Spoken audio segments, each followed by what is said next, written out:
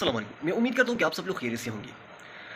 आज मैं आप लोगों के साथ एक बूढ़ी औरत जो इनकी उम्र 55 साल थी, इनकी एक कहानी आप लोगों के साथ शेयर करने वाला हूँ। और इसमें एक सबक आमोज़ यानी बच्चों और इनके वालिदैन की ज़िंदगी अपने दोस्तों के साथ इनके बच्चे जो थे वो अच्छे लोगों से यानी ज़िंदगी नहीं बसर कर रहे थे। अपनी ज़िंदगी में वो बुरे लोगों के साथ उठते बैठते थे, तो इससे ना सिर्फ इन लोगों की अपनी ज़िंदगी बल्कि अपनी इस बूढ़ी माँ की ज़िंदगी भी अज़ाब बनकर रह गई है।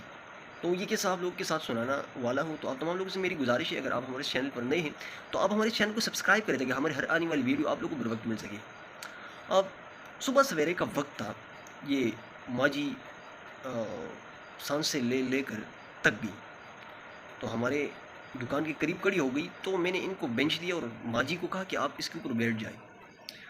जब माँ जी बेंच पर बैठ गए तो अचानक इनके मुंह से ये अल्फाज निकल गई कि ए मेरे परवरदिगार, अगर आप मेरे इस बच्चों को सही कराना चाहते तो ठीक है, अगर नहीं कराना चाहते तो इसको अपने पास बुला लें।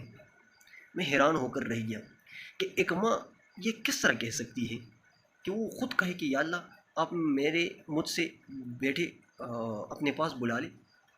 क्योंकि बेटों और फिर जवान बेटों का यानी जुदा होना ये इंतहाई एक मुश्किल मरहला होता है। तो मैंने माँ जी से पूछा कि ये आपने इस तरह मायूसी का इजहार क्यों किया। तो बोल पड़ी कि बेटा बहुत थक गया हूँ, बहुत थक गया हूँ।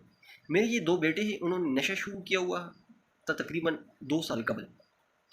और पहले अपने घर से चीज़ें चुराया करते थे, और अब आज यानी अपने चचा के घर से उन्होंने एक टेलीविज़न चोरी किया। तो अभी उनके साथ झगड़ा हुआ, अपने शोहर ने भी मारा। तो अभी अपने बेटे को राज़ी किया और वो दुकानदार जिसके ऊपर उन्होंने फ़रोख्त किया था उसके पास गया और उनकी थरले मिन्नतें करवा कर जो 2000 रुपया पर उन्होंने वो टेलीविज़न मेरे बेटे से ख़रीदा था वो वापस कर दिया। और अभी घर में बैठा भी नहीं हुआ था कि दोबारा वो घर से निकला। तो अभी इनकी यानी इनको तलाश करने के सिलसिले अपने घर से बाहर निकला हूँ। ये सुबह सवेरे का वक्त है, लोग आराम से सो रहे हैं और मेरी ज़िंदगी अजाब बन के रह गई है। तो मैंने उनसे कहा कि माँ जी ये बचपन से नशे थे या अभी अभी उसने शुरू किया है। तो उन्होंने कहा कि नहीं बेटा, मेरे दोनों बेटे ये चप्पल बनाने के कारीगर हैं, और ये मूची बाज़ार जो है वहाँ पर एक दुकान में थे और बहुत अच्छे पैसे कमा रहे थे। लेकिन ऐसे दोस्त जो नशेई थे उनके साथ उठते बैठते थे, हत्ता कि उन्होंने 2 साल कबल इन लोगों ने नशा दोनों ने शुरू किया उनके साथ।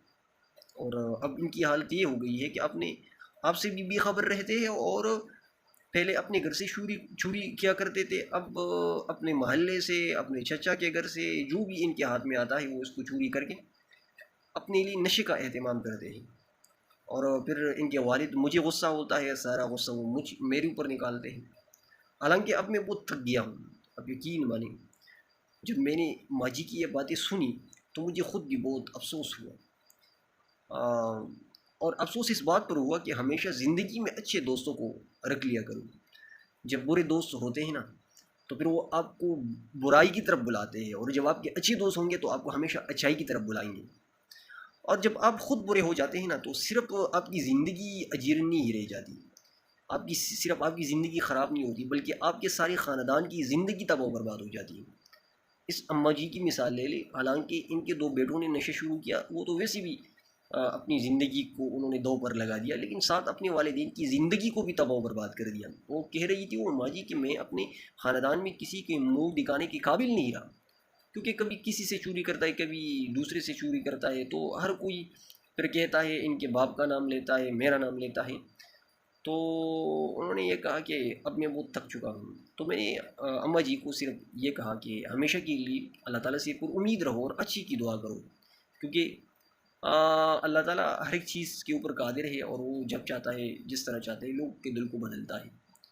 तो ये एक माँ जी की कहानी है, लेकिन इसमें हमारे लिए जो सबक है वो यही है कि हमेशा ज़िंदगी में ऐसे दोस्तों को अपनाओ जो आपको भलाई की तरफ बुलाए। ऐसा ना हो कि आपको बुराई की तरफ बुलाए, जिसमें आप नशे का आदी बन जाए। तो ज़िंदगी में हमेशा जो लोग नशा करते हैं इससे तो बिल्कुल भी ताल्लुकात न रखो, क्योंकि अगर आप इनके साथ ताल्लुकात रखेंगे तो कल हो सकता है आप खुद भी नशा ही बन जाए।